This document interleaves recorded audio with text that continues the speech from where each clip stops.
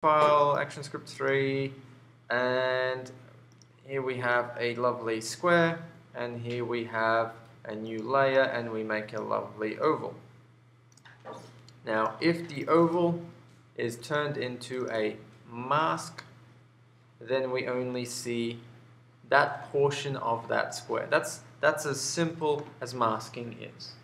If I were to have this simple square and this circle thing here actually grow, I could unlock these again. I could grab the circle. I could say that I want it to be much bigger. So reveal the whole square potentially. And at the beginning I could make it so small that it's just imperceivable there. And I would also move this to the second frame, so there would be nothing in the first frame.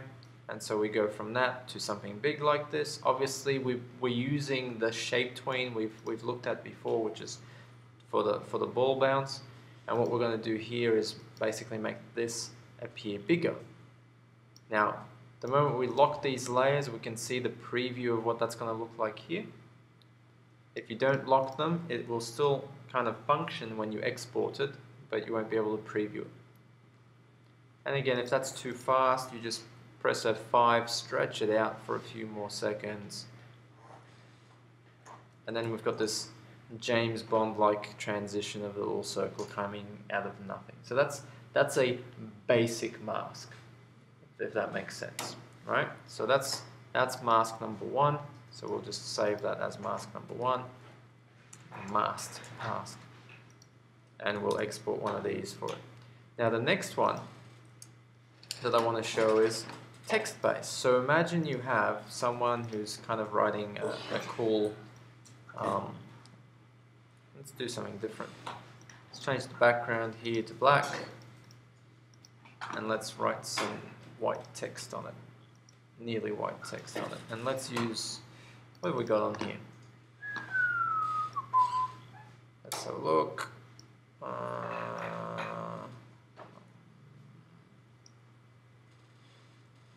Let's do that. Let's make it nice and big. Let's write something like masking. Let's change that to condensed black. And let's do that. And let's do another one underneath it. And let's call this basics. And let's make this smaller.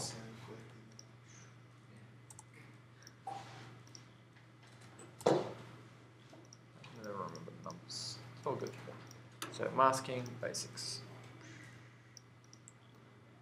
Right?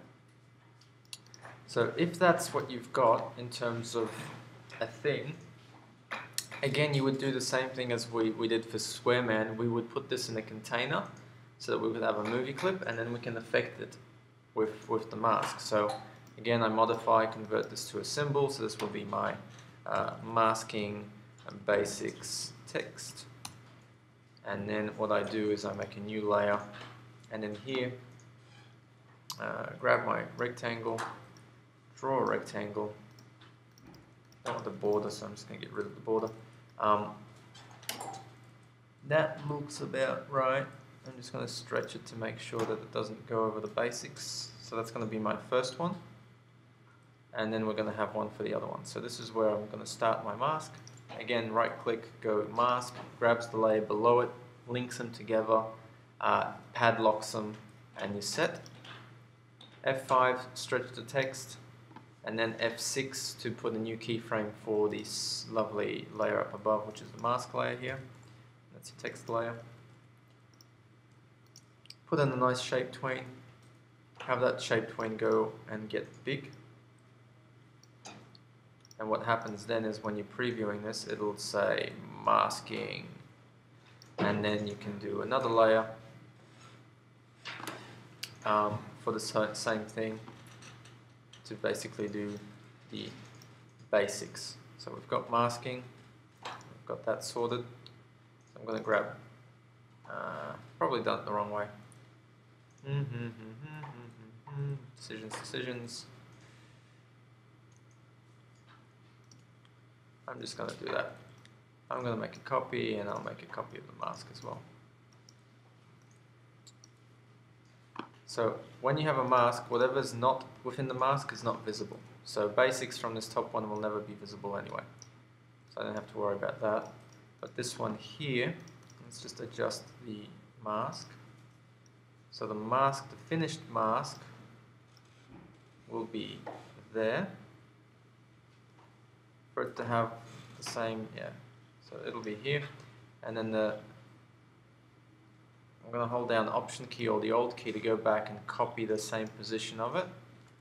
Reinsert a shape tween, and then resize it back to its starting point. So now I've got that, and I just need to sequence this for this to happen after the other one finishes. So that happens, and then that happens. Now if I padlock them, I'll see the effect. So this is basics, and this is my masking. I can call that a mask as well. So we go masking, basics. And as long as I stretch this guy out, masking. And I need to stretch my mask out as well, my bad. So we have masking, basics. It'll just do that for us. And if I need them to sit and stay there before it starts to loop, I just go in here and I F5 that so it stretches all of them out a little bit more. So masking, basics. If I need to speed up basics, I trim that. So I do Shift F5 to trim that. If I need to speed this up, I trim that as well. So masking, basics, and I'm off. Masking, basics. And that's still too slow for me. Masking, basics. And that may be two off that, and that should be fine. Masking, basics, done. So I'm happy with that, and that's a sequence where you're using text and titling to try and kind of show stuff, which is cool. This is where you're also revealing things, which is cool. And so this is our mask 2. Let's just call this mask 2. And the third mask is one that I just wanted to talk about at the beginning, which is basically a keyframe by frame. And so you can do a few things with this. One, if we have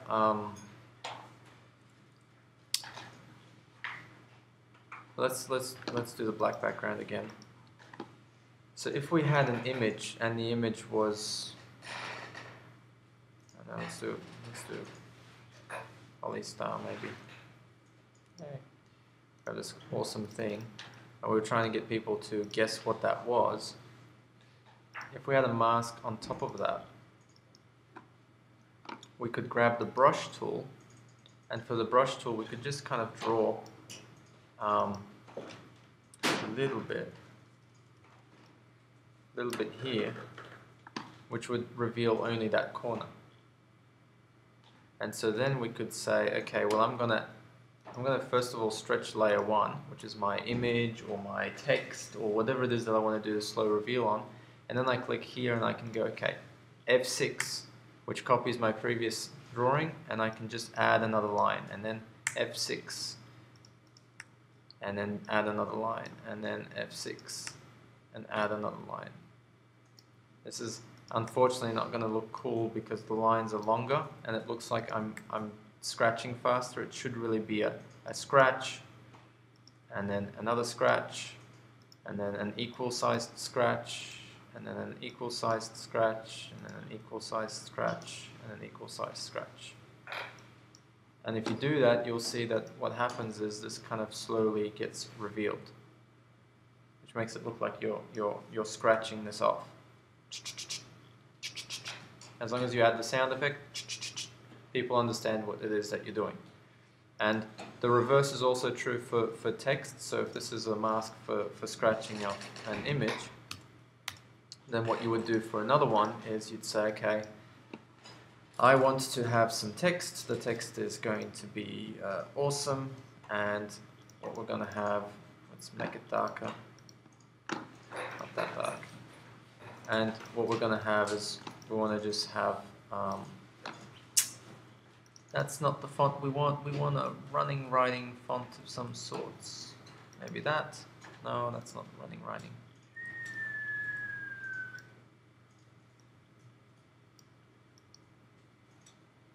Okay. So what? Let's say someone's really awesome at. Oh, someone's awesome at calligraphy and they can do this. What you would animate, and this is probably the hardest one out of it, is again you have a mask layer, and on the mask layer you have this text underneath it.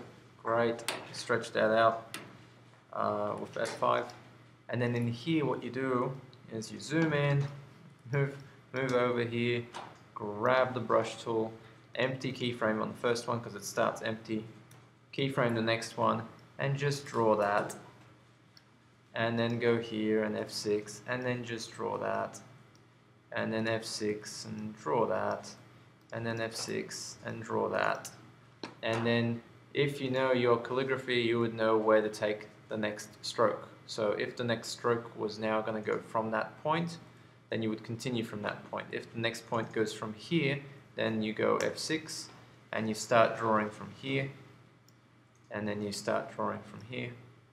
Then you try and end up back at the top, and then you go over here and you say, now my next stroke would be this. So I start here, I go here, I go here. This is a more defined stroke, so it's a little bit slower, so you're not getting as much room. And then here. And then you take this line, so you go, yep, I'm going to start drawing that, and then I'm going to draw that. And then finally this one, you finish off the bottom, and your letter A is finished. Now, you're done. And then it looks like that. So if we... what's a good way to zoom up on it? I don't know. Can I zoom? Zoom in? Zoom in? So then, and the slower you go, the more natural it's going to look. But you have to kind of keep track of which way would the pen go for it to look realistic.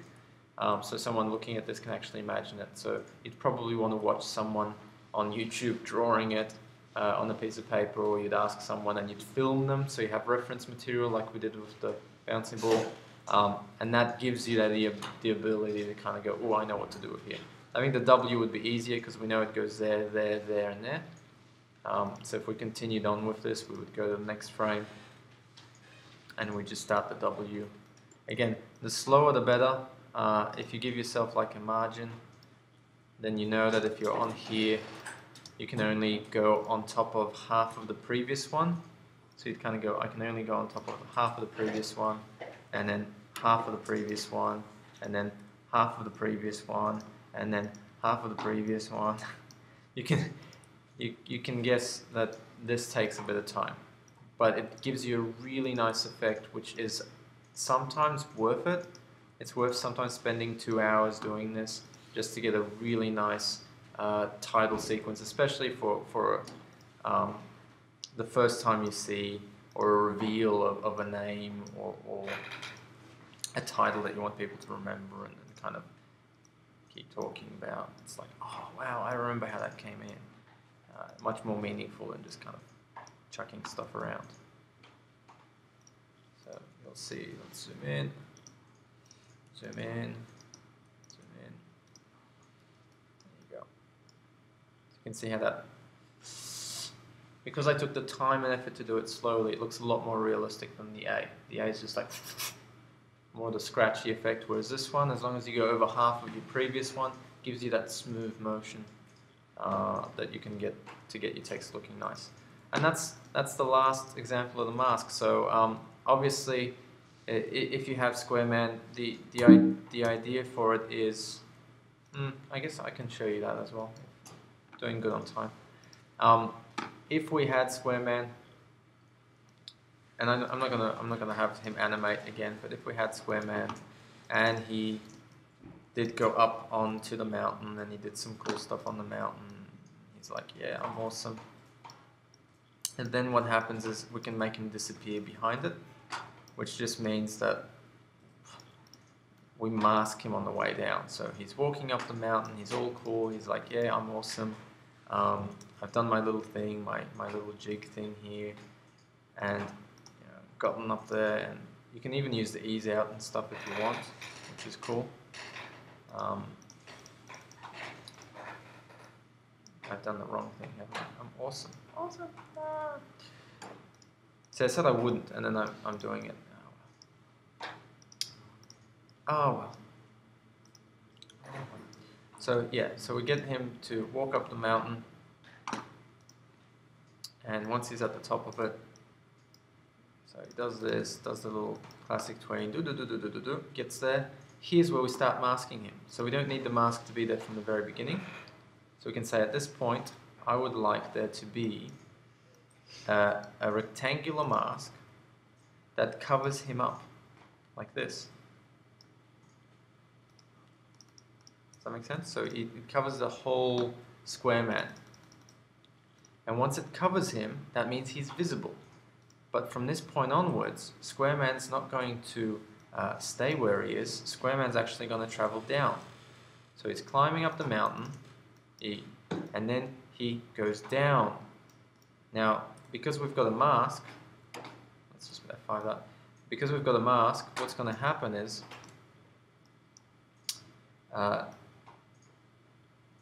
he's just going to disappear. Does that make sense? Because the mask engages here, that's the first time we see the mask, and then the mask kind of maintains that. Now I haven't made the mask big enough, or I haven't made him go down far enough. So I'm just going to nudge him down a little bit. And he should disappear. So the only thing that's missing then for us is like, well, if he's doing all of that, and I need to have my guides here again.